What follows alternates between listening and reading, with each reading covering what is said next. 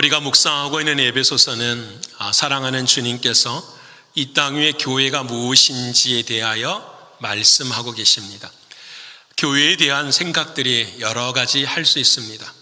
교회는 헬라어로 에클레시아라고 하는데 여러 많은 사람들 중에서 불러낸 사람들의 모임이라. 또 교회라는 것은 어떤 것이냐? 그리스도인이라 불려지는 사람들이 함께 모여 공동체를 이루어가는 것. 교회라는 설명은 여러 많은 설명을 할 수가 있습니다. 하지만 교회는 우리가 지금까지 묵상하며 하나님의 말씀을 배웠던 것처럼 교회가 무엇입니까? 라고 질문한다면 우리는 이렇게 답할 수 있습니다. 네, 주님이 주인 되신 것이 교회입니다. 여러분, 교회는 사람이 주인 되는 것이 아니라 주님이 주인 되시는 것입니다. 여러분, 이것을 위해서 주님은 이 땅 위에 오셨고요, 십자가에서 피 흘려 죽으셨고요, 부활하셨고요, 승천하셨고요, 성령님이 우리 안에 찾아와 주셔서 오늘 우리 찬양대가 찬양한 것처럼 그 하나님은 내 인생의 거룩하신 왕이 되어 주셨습니다. 이 믿음을 고백하는 것이 우리의 신앙의 자리의 교회입니다. 그래서 성경은 이 교회가 우리가 이 십자가의 은혜, 부활의 믿음, 그리고 더 나아가 성령 하나님의 역사하심을 보지 못하니 믿을 수가 없으니까 주님은 우리에게 한 가지 한 가지를 가르쳐 주십니다.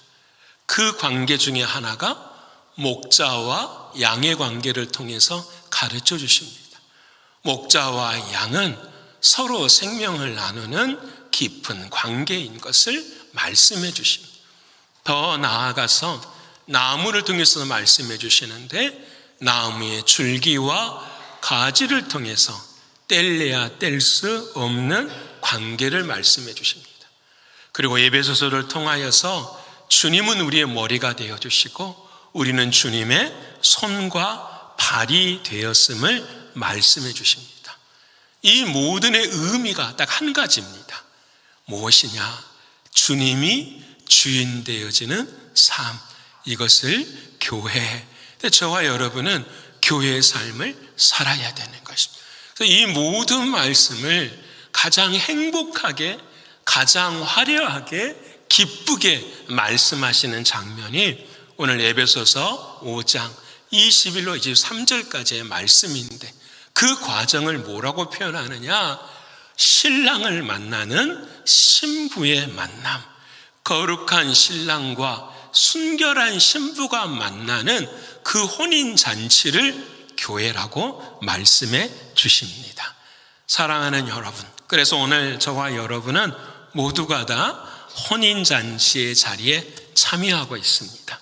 여러분, 혼인잔치의 가장 좋은 것은 뭐가 있을까요? 기쁨이에요. 여러분, 내 마음에, 자 보십시다. 내 마음에, 내 삶에 포도주가 떨어져 있으면 기쁨이 없습니다. 내 삶에 지금 내 눈에 보이는 그 무엇인가가 나를 붙잡고 있으면 우리는 기쁨을 누릴 수가 없습니다. 그런데 그 포도주를 사랑하는 주님은 온전케 하시고 더 나은 것으로 바꾸어 주시는 것이 혼인잔치의 은혜입니다. 그리고 오늘 이 아침 저와 여러분 모두가 다 이 놀라운 혼인잔치의 은혜를 누리기를 소원합니다. 우리 앞에 분을 합시다. 오늘 기뻐하십시다. 오늘 기뻐하십시다. 상황이, 환경이 그러지 않나요? 주님은 우리에게 말씀하시고 그 말씀에 따라 이루시라고 말씀하는 것입니다. 그래서 이 땅 위에 우리의 삶의 목표가 교회되는 것, 혼인잔치의 삶을 살아가는 것, 신랑과 신부가 함께 사는 것, 이것인데 죽어서도 마찬가지. 죽어서도 요한계시록 21장 2절의 말씀에 새하늘과 새 땅이 우리에게 임할 때에 주님은 그 나라를 어떻게 표현하는가? 이렇게 말씀하세요. 같이 한번 읽어볼까요? 또 내가 보매 거룩한 성 새 예루살렘이 하나님께로부터서 하늘에서 내려오니 그 준비한 것이 신부가 남편을 위하여 거룩한 신랑 되신 사랑하는 하나님이 우리를 위해서 신부를 위해 뭐 하신 것처럼 준비한 것처럼 그날에도 뭐가 이루어진다고요? 혼인잔치가 이루어지는 것을 말씀합니다. 주님은 이렇게 말씀하시는데 저와 여러분의 삶은 그렇지를 못하죠. 오늘도 기뻐할 수가 없는 상황이에요. 우리는 오늘의 삶도 혼인잔치라고 말하지만 그 삶을 살아가지를 못하죠. 제가 자료를 찾아보니까 조국에 대한, 대한민국에 대한 이야기 중에 하나예요. 2013년 자료 통계가 나와 있는데 2024년과 비교하니까 11년 정도 이때에 결혼하는 퍼센테이지가 40%가 줄었다고 합니다. 40%가. 여러분 40%가 줄었으니 아이를 낳는, 아이를 출산하는 경우에서는 더 약해질 수밖에 없겠죠. 그리고 증가한 것은 뭐가 증가하느냐? 이혼율이 증가하니. 이혼율이 증가하는데 결혼 안에서 결혼하고 4년 안에 이혼하는 인류의 증가보다도 어떤 증가율이 더 많느냐? 60대 후반에 일어나는 황혼 이혼율이 더 증가한대요. 여러분, 이 이혼에 대한 또 아픔에 대한 혼인잔치가 되지 못한 이거에 대하여서 어느 한 여성 변호사의 인터뷰를 제가 보았어요. 왜 그러느냐? 이유가 뭐냐? 사람들은 전부 다 결혼이나 가정을 이해하는 부분이 달라졌다라는 거예요. 예전에는 결혼이나 가정을 이야기할 때는 무엇을 중심을 두느냐? 가족을 중심을 둔다라는 거예요. 근데 결혼을 하면 가족을 위해서 남편과 아내에게 희생과 헌신을 하고 자녀들을 위해서도 희생과 헌신을 하는데 요즘은 결혼이나 가정에 관한 개념 그 중에 뭐가 사라져 버렸냐면 가족이라는 개념이 사라졌다라는 거예요. 가족이라는 개념이 사라지니까 어떤 일이 생기느냐? 왜 내가 희생해야 돼? 왜 내가 헌신해야 돼? 왜 내가 힘든 일을 하고 살아가야 돼? 이렇게 사람들이 말한다라는 것입니다. 가만히 생각해 보니까 그렇구나. 저희가 결혼할 때에도 부모님들이 하시는 말씀은 결혼은 집안과 집안이 하는 것이다. 가문과 가문이 하는 것이다. 이 말을 이해를 잘 못했어요. 지금 돌이켜 보니까 결혼이라는 것은 훌륭한 가문과 좋은 가문이 만나서 하는 것이 아니라 이 땅 위에 사랑하는 가문으로 가족으로 함께하는 사람들에 대한 희생과 헌신이 어떻게 필요하다라는 거예요. 지난 주 중에 한 분을 만났는데 그분이 저에게 그런 말씀을 하시더라고요. 손자 손녀들에게 자신이 여기서 하고 싶은 말은 뭐밖에 없느냐? 가족이라는 사실을 굉장히 중요하게 가르친대요. 제가 이해를 잘 못했어요. 왜 가족이라는 것을 아이들에게 중요하게 가르쳐야 되는가?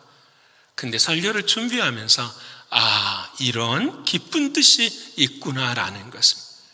개인이면 희생도 없고 헌신도 없지만 가정이 될 때에는 희생과 헌신이 따른다라는 것을 알게 되는 것입니다. 사랑하는 여러분, 우리 세상의 사람들은 이 가정에 대한 개념이 희박해지면서 세상은 갈수록 무너져가요. 가정이 무너지면 어디가 무너져갈까요? 교회가 무너져가는 거예요. 여러분, 가정이 발에 세워지지 못하면 교회 또한 마찬가지예요.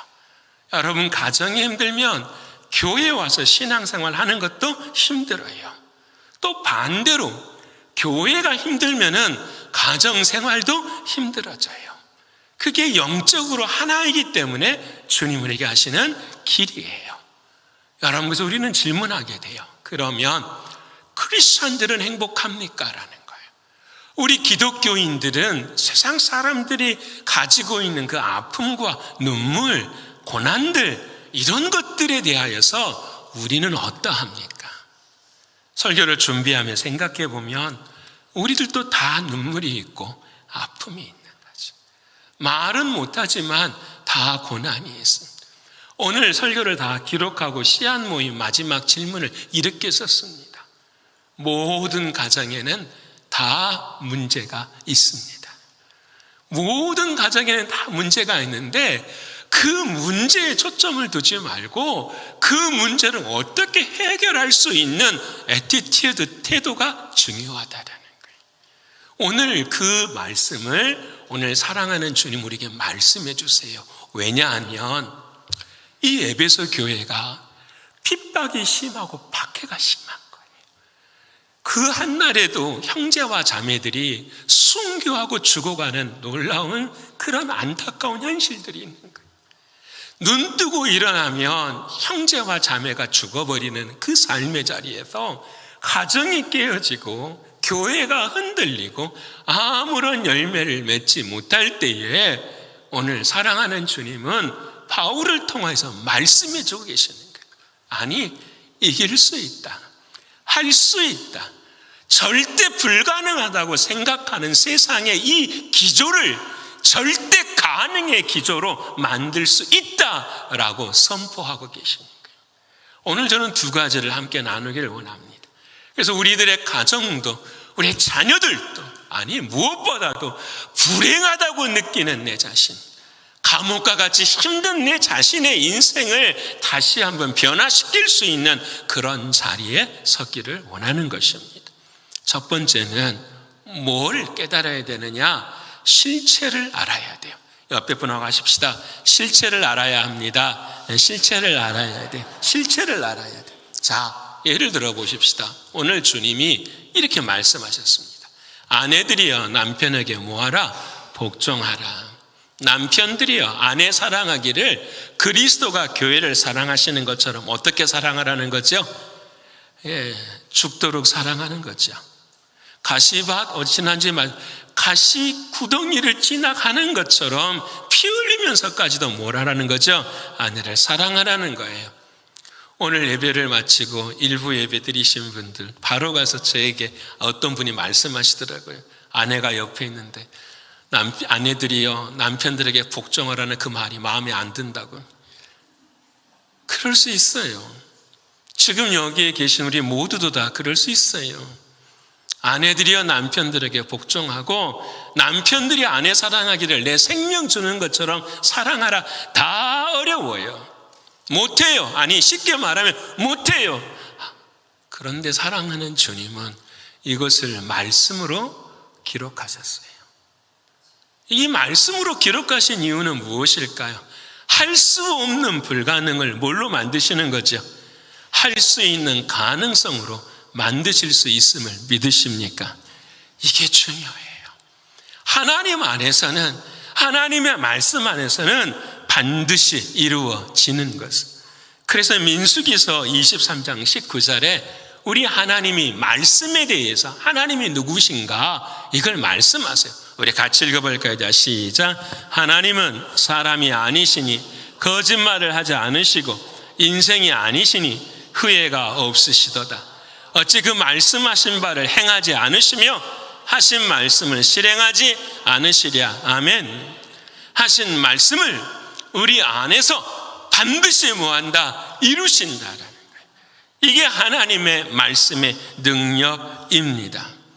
그래서 오늘 첫 번째로 우리가 생각해야 될 것은 하나님이 말씀하시는 가정, 결혼, 아내와 남편 이 모든 것들에서 우리가 반드시 주목하고 찾아야 될 것이 있는데 그것이 무엇이냐? 실제 리얼리티를 찾아야 된다는 거예요. 그럼 이 말을 바꾸면 무슨 말이 되느냐? 가정, 결혼, 신랑, 신부 이 모든 것들은 하나의 모형이라는 거예요. 여러분, 모형이라는 것은 가짜가 아니에요. 형체는 그대로 있지만 그 형체 안에 하나님이 베푸시고자 하시는 뭘 찾아야 된다라는 거죠? 의미를 찾아야 된다라는 거예요. 그 의미를 깨달을 때에 비로소 그 모형이 가지고 있는 은혜를 누릴 수가 있게 되는 거예요. 그것을 우리는 모형을 뭐라고 하느냐? 표적이라고 해요. 이 표적이 어려우면 좀 쉬운 말로 시그널 또는 사인이라고 이야기해요. 저쪽으로 가면 우리가 원하는 자리가 있구나라고 생각하며 그 사인을 바라보고 걸어가는, 마지막에는 실체에 도달할 수 있게 되는 거예요. 적용해 볼까요? 왜 힘이 드는가? 왜 내 신앙생활이 힘이 들고 어려운가? 다 우리는 어디에 포커스를 두고 있느냐? 표적에 포커스를 두고 있다는 거예요. 뭘 찾아야 되죠? 실체를 찾아야 되는 거예요. 예를 들어 보면 누가복음 2장 12절에 주님이 이렇게 말씀하십니다. 우리 한번 읽어볼까요? 다시 시작. 너희가 가서 강보에 쌓여 구유에 누워있는 아기를 보리니 이것이 너희에게 표적이니라 하더니 아멘. 이게 사인이라는 거예요. 뭐가 사인이라는 거죠? 아기가 구유에 그리고 옷에 쌓여서 누워있는 것이 뭐다? 사인이라는 거예요.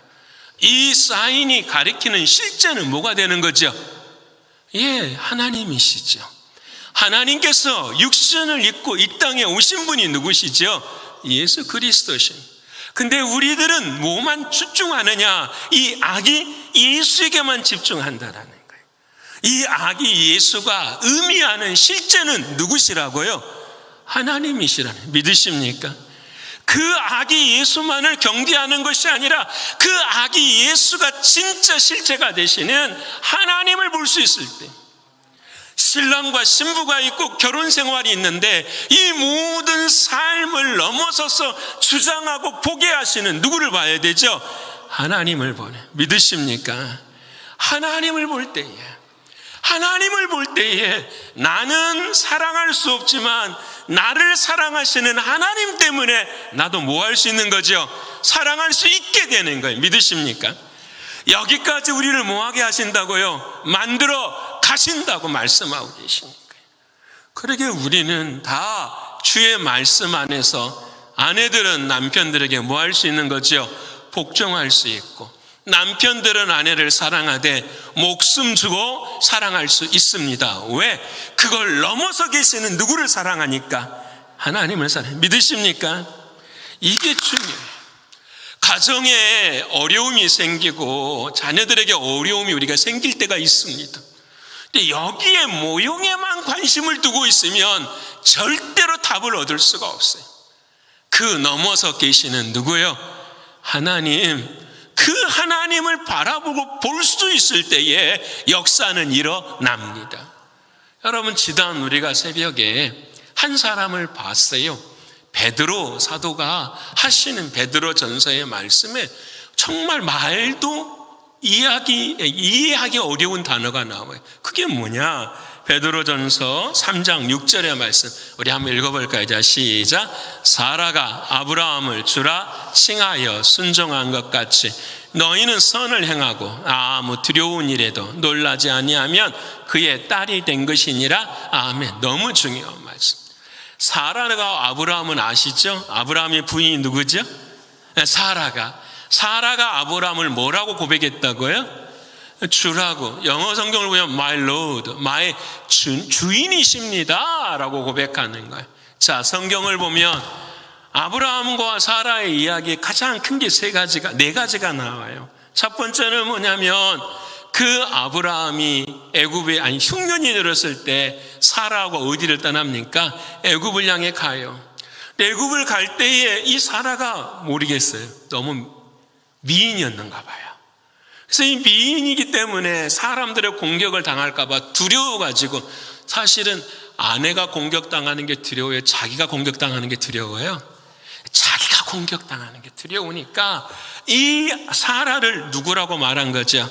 내 동생이 누입니다 라고 이야기를 한 번만 했을까요? 두 번 했을까요? 두 번 했어요. 여러분, 그렇게 말한 남편인 아브라함을 오 마이 로드라고 할 수 있을까요? 없을까요? 없어요. 두 번째로 또 이야기해 볼까요? 하나님께서 자식 난다고 탁 이야기했는데 누구를 통해서 또 아이를 낳아버립니까? 종인 하갈을 통해서 뭐예요? 아이를 낳아버려요. 그래서 하갈이 낳은 이스마엘 때문에 누가 고생하는 거죠? 사라가 마음의 상처를 되게 받아버리는. 네 번째는 무슨 일이 납니까? 말도 없이 이삭을 데려가다가 어떻게 해요? 죽여버리려고 해요. 성경을 보면 아브라함은 사라에게 한 번도 잘해준 적이 없어요. 그런데 이 사라는 아브라함을 뭐라고 하죠? 주라고. 그럼 목사님, 남편이 뭐라고 말하면 뭐든지 다 아멘 해야 됩니까? 그 말이 아니에요.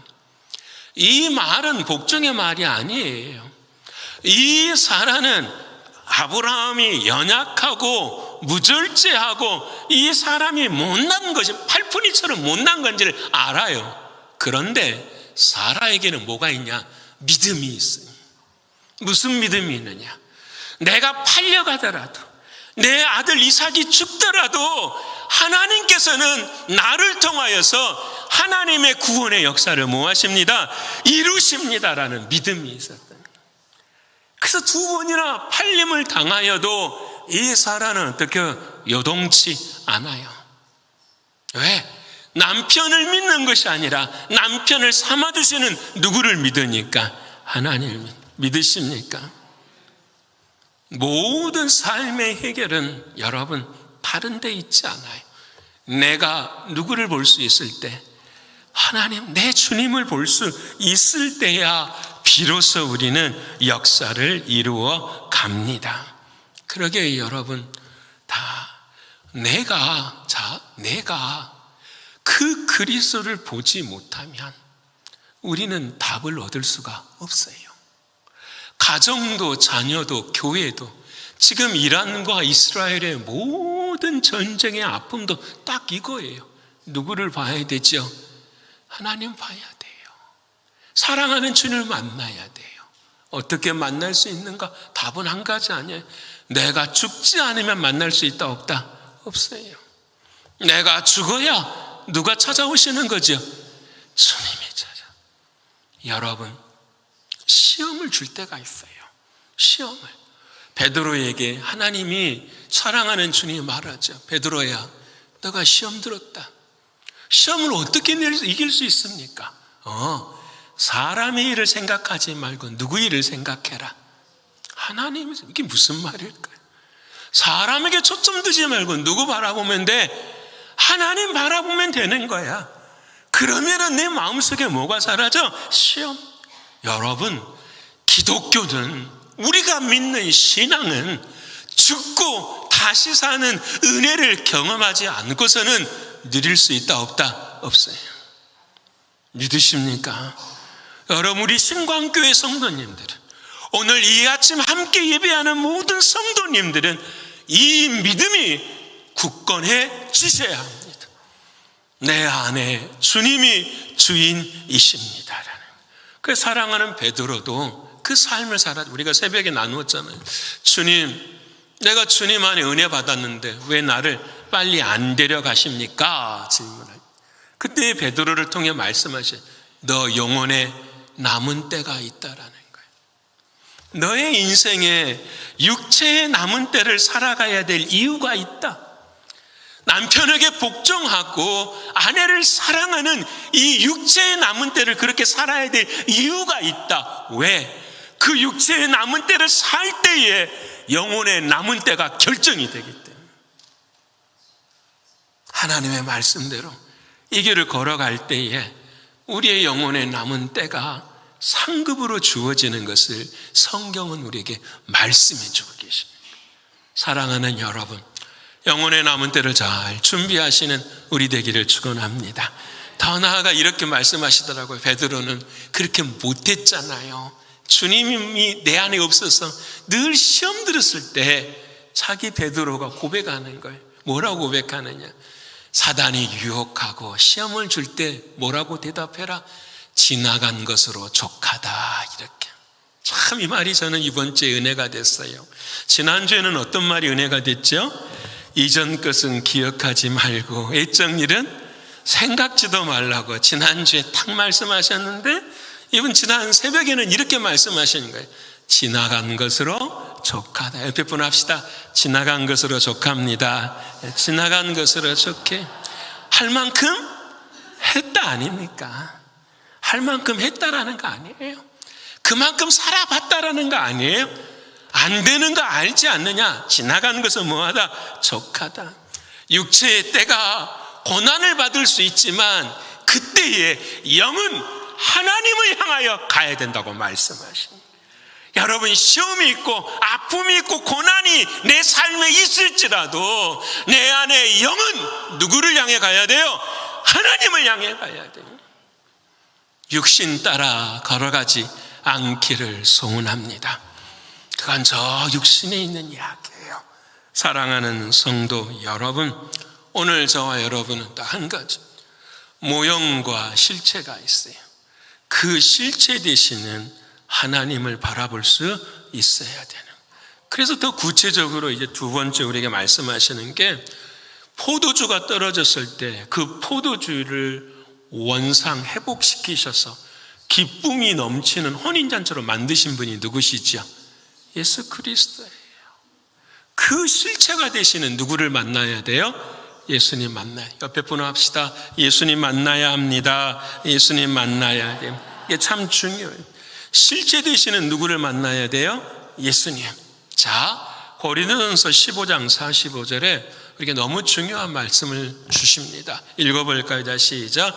기록된 바 첫사람 아담은 생명이 되었다 함과 같이 마지막 아담은 살려주는 영이 되었나냐 하며, 이 말씀 믿어지십니까? 믿고 난 다음에 이해가 되십니까? 이게 이해가 되어야 돼요. 기록된 바 첫사람은 누구를 말하는 거죠? 아담과 하와. 근데 여러분, 그 첫사람은 아담과 하와일 수도 있지만 예수를 알기 전에 우리들의 모습도 뭐가 되는 거죠? 첫사람이 되는 거죠. 그 첫사람 아담은 뭐가 되었다고요? 생명이 되었대요. 하나님이 흙으로 우리를 만드시고 그 코에다가 뭘 불어넣으셨어요? 생기를 불어넣어 주셔서 우리를 뭘로 삼으신 거죠? 영의 존재로 삼으신 거예요. 이게 중요합니다. 동물과 인간의 차이가 있어요. 동물은 하나님이 흙으로 만드셨지만 영이 있어요, 없어요? 없어요. 그래서 생명이 같을 수가 없는 거예요. 그런데 우리는 하나님이 만드실 때에 첫사람 흙으로 만드시고 그 코에 뭘 넣으셨어요? 생기, 하나님과 뭐하고 살 수 있도록 관계를 맺고 살아갈 수 있도록. 그런데 죄가 찾아와서 그 생기를 어떻게 해요? 잊어버렸어요. 그래서 우리는 전부 다 뭐처럼 살아가요? 동물처럼 살아가는 거예요. 그게 인간의 모습이에요. 동물처럼 살아가는. 이에는 이, 눈에는 눈, 악에는 악으로 살아가는 것이 우리의 모습이었어요. 그런데 주님이 그 다음의 역사를 이루세요. 뭐라고 하느냐? 마지막 아담은 누굴까요? 예수 그리스도. 그 예수님은 뭐가 되었다고요? 살려주는 영이 되었대. 이 말이 믿어지십니까? 여러분, 이 말이 믿어지시는 여러분 되기를 축원합니다. 예수님이 내 안에 오셔서 그 예수님이 지금도 뭐 하신다고요? 나를 살려주고 계시는. 믿으세요? 살려주고 계신. 전 이 말씀이 너무너무 은혜가 돼. 살려주고 계신. 지금도 문제가 있고 아픔이 있고 생각하면 죽을 것 같은데 내 안에 계시는 주님을 생각하면 어떻게 하신다고요? 살려주고 계시는. 믿으세요? 살려주고 계신. 이 살려주는 것을 여러분이 경험하는 것을 뭐라고 하느냐? 회개라고 하는 거예요. 제가 설명해 볼게. 들어보십시오. 회개라고 하는 건 뭐냐면 메타노이아, 뭐냐면 관역이 잘 박히는 것을 말씀하는 거예요. 요즘 프랑스 올림픽 하시죠? 네, 미국도 잘하고 우리 대한민국도 잘하죠? 조국이 6등인가 하더라고요. 깜짝 놀랐어요. 그 밑으로 나라들을 쫙 봤더니 기라성 같은 나라들이 다 금메달 하나씩밖에 못 땄더라고요. 그러면 그 기자가 쓴 글이 너무 멋있어요. 우리는 아직 태권도를 시작하지 않았다. 그러면서 여러분, 태권도를 시작하지 않았다. 그러면서 이 무슨 이야기를 하냐면 양궁에 관한 이야기를 하는 거예요. 저도 그 양궁을 그 쇼츠로 이렇게 봤는데 참 너무해요, 한국 사람들이. 여러분 40년 동안 금메달을 따버려요. 10연패 올림픽에 몇 년에 한 번씩 하죠. 4년에 하면 40년을 해버려요. 그것도 양궁에 금메달이 몇 개 달려 있어요? 5개 달려 있어요. 근데 지금 몇 개까지 땄을까요? 4개 땄어요. 하나 남았는데 하나도 한국 사람들에게 올라갈 것 같아요. 지금 해도 너무한 것 같아요, 제가 보는. 그런데 여러분 참 신기한 게, 제가 그걸 보면서 은혜를 받았어요. 그게 뭐냐면, 참 여러분, 활을 가지고 화살을 시위로 쫙 나는데 조금만 움직여도 화살이 어떻게 해요? 봐요. 하나님이 우리를 착 했는데 조금만 우리가 움직여도 어떻게 되는 겁니까? 바람이 조금만 더 불어도 어떻게 됩니까?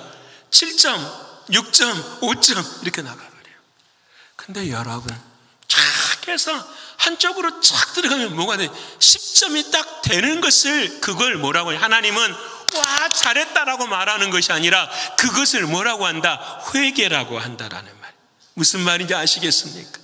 내 안에 관역이 있는데 그 관역 안에 하나님이 말씀을 주시는데 그 말씀이 내 마음속에 10점 이렇게 딱 못이 박힐 때에 뭐가 되는 거예요?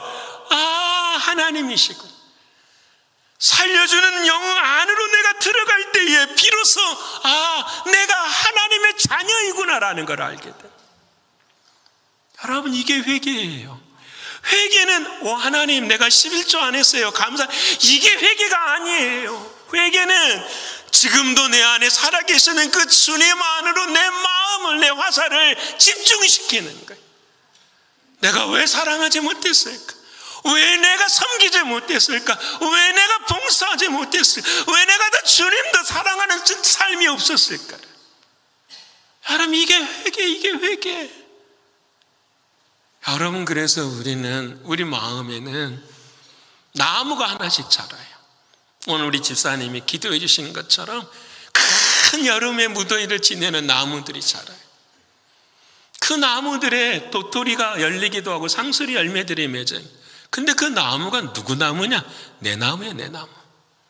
내가 노력해서, 내가 열심히 해서 결국은 열매를 맺는 것. 그건 하나님이 카운트를 하지 않으시죠. 여러분, 우리는 그 나무를 잘라야 돼요. 그 나무를 자르고 그 죽어버릴 수밖에 없는 그 가지를 누구 나무 밑에 붙여야 돼요? 예수 나무에 붙이는, 접붙인 인생이 돼야 돼요. 오늘 우리의 마음이 다 내 마음이 있어. 근데 그 마음을 톱으로 잘라서 누구 마음에 붙여야 되죠? 예수 그리스도에게 붙여야 그 열매가 나는데, 누구 열매가 나는 거죠? 예수 열매가 나는 거죠. 그게 예수 그리스도가 말한 성령의 열매가 되는 거죠. 그것을 우리가 새벽에 배운 것이, 그와 같은 삶을 사는 것이 뭐냐면 예수님의 성품으로 산다라고 말합니다. 신앙은 다른 게 아니에요. 주님과 함께 사는 것이에요. 옆에 분 합시다. 주님과 함께 사는 것입니다. 주님과 함께 살기 위해서는 처음에 뭐 해야 돼요? 살기 위해서 제일 중요한 게 뭡니까, 여러분? 먹어야 돼요. 먹어야 돼요. 안 먹으면 안 돼요. 조금 있으면 점심도 우리를 기다리게 있죠. 메뉴가 뭔지는 모르겠지만 저도 배가 고파요. 그렇죠? 먹어야 돼요. 하나님 말씀 먹어야 돼요. 먹고 난 다음에 어떻게 해야 될 거예요, 여러분? 중요해요. 이 세상을 살아가는데 먹는 게 중요해요. 또 뭐가 중요할까요? 다 중요하기도 하지만 저는 두 번째가 듣는 게 중요해요. 왜? 인생의 길을 걷는데 누구의 말을 듣고 내 인생을 걸어가느냐라. 주님의 말씀을 먹었으면 내 안에 그 하시는 주님의 말씀을 뭐 해야 돼요? 들어야 되는 거예요. 그 듣고 난 다음에 우리는 어떻게 해야 될까요? 이제 길을 걸어갈 수 있어야 되는 거예요. 가정이 어떻게 회복이 되느냐? 대부분 다 여러분, 나는 예수 믿어. 이거 적용해 봅시다. 자, 봅시다. 우리 교회가 있어요. 혼인잔치예요. 여러분, 말씀 들으셔야 돼요. 힘들어도 들으셔야 돼요. 이렇게 있는데 이 성소에 오는 목적은 뭐냐면 누구를 만나기 위해서 오는 거죠? 하나님 만나기 위해서는, 믿으시죠? 그래서 이 교회는 두 가지로 나눠요. 성소와 지성소로 나누어져요. 근데 교회를 처음 들어갈 때에 가장 먼저 하는 일이 뭐지요? 번제단에 제물을 바치는 일에 번이 양을 잡아다가 피를 내서 그 피가 누구의 피를 상징하는 거죠? 예수님의 피를 상징하는 거예요. 와! 자, 보혈의 제단 앞에 딱 섰어요. 감사합니다. 그런데 이 보혈의 제단을 만 통과하고 지성소로 들어갈 수 있다 없다? 없어요. 오 주여, 내가 십자가를 압니다. 주님, 내가 십자가로 인해서 구원받은 걸 압니다. 이것으로만으로는 하나님을 만날 수가 없다라는 거예요. 반드시 번제단을 지난 다음에는 뭘 해야 돼요? 물두멍에서 뭘 씻어야 돼요? 손을 씻어야 돼요. 내가 주님의 십자가의 보혈로 구원을 받았다고 믿으면 하나님의 말씀으로 내 마음을 씻을 수 있는 여러분이 되셔야 되는 거예요. 마음을 바꿀 수 있는 여러분들이 되셔야 되는 거예요. 이것을 내 마음에 주님이 찾아와 주셔서 뭐라고 하신다고요? 살려주시는 영이 함께 한다라는 거예요. 옆에 분을 합시다. 당신은 살아계신 분입니다. 당신은 살아계신. 이게 산자예요. 산자. 이게 산자예요. 여러분, 산자와 죽은 자를 심판하러 오는데 진짜 산자가 뭐냐? 두 번째 아담이 되시는 예수가 내 안에 와서 살려주는 영이 되는, 살려주는. 다시 말하면 회개하게 하시고 죄사함의 은혜를 경험케 하시고 그 주님과 접붙여서 내가 이 인생을 살아갈 수 있음을 깨닫게 되는 거예요. 그래서 여러분, 주님 없이는 살 수 없습니다. 그 마음이 내 마음에 들면 아내들이 남편에게 복종할 수 있을까요? 없을까요? 있죠. 이제는 자 봐요. 육이 죽으면 뭐가 삽니까? 영이 사는 거예요. 죽음과 부활은 늘 하나예요. 내가 육이 죽지 않게 하나님의 말씀이 내게 찾아온다라는 말은 지금 이 순간 나의 육신이 뭐 하는 거죠? 죽는 거예요. 믿으십니까? 여러분, 우리 신앙은요, 쉬운 게 아니에요. 그런데 쉬운 거예요. 진리를 깨달으면 내 안에 누가 역사하시니까요? 주님이 하십니까? 여러분, 제가 늘 말하잖아요. 여기서 여러분 다 잘 될 수 있습니다. 다 부유하고 잘 살고 자식도 다 잘할 수 있습니다. 여러분 건강하게 백수 88 하여튼 그렇게 하실 수 있습니다. 여러분 기뻐요? 안 기뻐요? 다 기뻐요. 그리고 이 문을 나갈 수 있어요. 제가 물어볼게요. 그렇게 산 삶이 구원과 연결이 됩니까? 우리 가정, 우리 자녀들 돌아보면 다 힘들지 않습니까? 여러분, 어떻게 하면 할 수 있는가? 하나님이 우리에게 말씀해 주시는 그 말씀을 깨달아야 돼요. 딱 한 가지. 육이 죽어야 뭐가 사니까? 영이 사라니까. 모형만 계속 바꾸려고 해요. 모형만. 뭘 알지 못하는데요. 실체가. 영이 바뀌지 않으면 뭐가 안 바뀌어요? 육이 바뀔 수가 없는 거예요. 주님의 사랑을 내가 알지 못하면 내 사랑으로만 상대방을 사랑할 수 있으니까 어려워요. 사랑이 안 돼요. 우리 모두가 다 그것은 안전뱅이와 어린 아이와 같은 신앙이에요. 안전뱅이들은 늘 불평하게 되고 어린 아이 같은 나 같은 사람들도 언제나 위로받기를 원하는 삶. 그건 결국은 여러분 서로에게 상처만 줄 뿐이에요. 하나님이 우리에게 원하시는 것은 안전뱅이가 아니라 일어나라. 너희는 어린아이가 아니라 청년이고 장성한 사람들이라. 누구 안에서 할 수 있느냐? 살려주는 영이신 주님 안에서 우리는 일어설 수 있다 말씀하시는 거예요. 이게 사랑하는 주님이 우리에게 은혜 주시는 기억이에요. 사랑하는 성도 여러분, 우리는 하나님이 만들어 주십니다. 믿으십니까? 무엇만 내 인생의 답을 살려주시는 누구로만 삼으시면 돼요? 주님으로만 삼으시면 돼요. 그러면은 여러분 자 봐요. 하나님은 우리의 수준을 높이십니다. 저는 우리 교회의 수준도 높아지기를 소원합니다.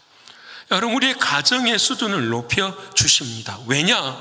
말씀대로 걸어가면 하나님은 복을 주시기 때문이에요. 말씀대로 가면 하나님은 반드시 말씀대로 이루어지는 걸 깨 보여주십니다. 여러분, 교회가 되기 위해서는 벽돌이 필요해요. 근데 어떤 분들은 벽돌로만 남아 있어요. 하나님이 그 벽돌을 들어다가 쪼개기도 하고 칼로 모서리를 내서 신령한 집을 지어가야 되잖아요. 근데 모두가 다 벽돌로만 남으려고 해. 십자가에 그냥 그 은혜로만 나는 그 자리에 멈춰 있으려고. 아니죠. 신령한 집이 지어져 갈 수 있는 여러분 되시기를 축원합니다. 그게 주님이 주시는 은혜예요. 사랑하는 여러분, 제가 말씀 마치고자 합니다.